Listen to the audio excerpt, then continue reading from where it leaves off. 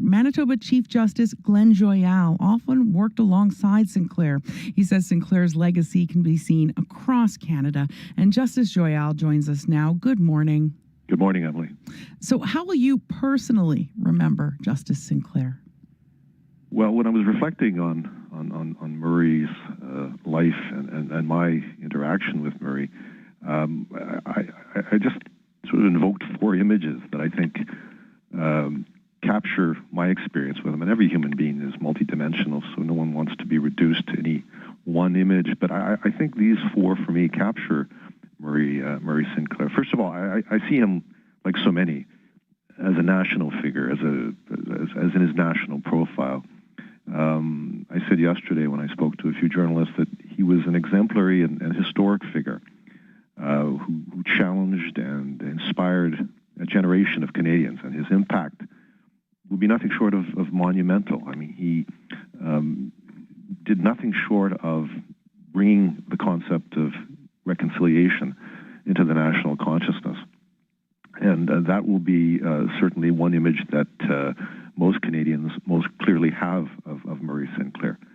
The second image, though, I think is, for me, as important, and I don't think this should be lost in the celebration of Murray's life, and that's his life as a judge.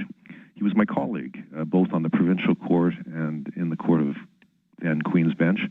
I became Associate Chief Justice at one point and a Chief Justice, and I had occasion to work with him during that period. He was a good judge. He was a judge who, separate and apart from his later more national profile, was the first Indigenous judge, as you indicated in your introduction, in Manitoba.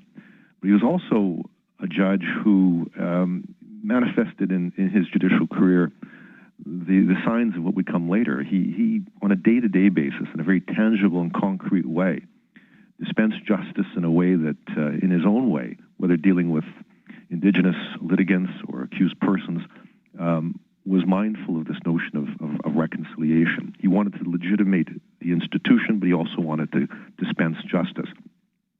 So Murray wasn't someone as a judge who intellectualized or rendered abstract the law. He wanted to make it concrete, and he wanted it to be applied in a way that was consistent with the equities and what he viewed as justice.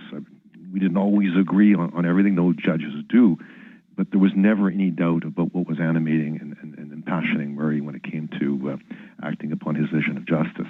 The third image I have of Murray is of a mentor, both as a lawyer early on, then as a judge, and then as the national figure, as I referred to him. He took advantage of those moments of profile to nourish a new generation of Indigenous lawyers, judges, and activists. But it wasn't just the Indigenous citizens of Canada; it was others. And there's a whole slew of lawyers across the country, of judges across the country, some at the highest levels, who were in some ways mentored or inspired by Murray Sinclair.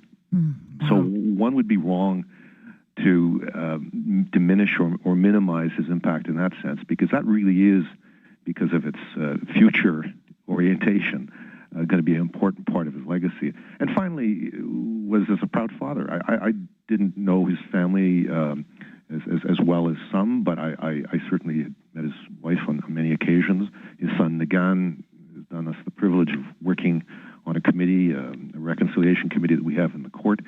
So it's clear what he was able to nourish in terms of his family life, but what was equally clear was how he spoke about them.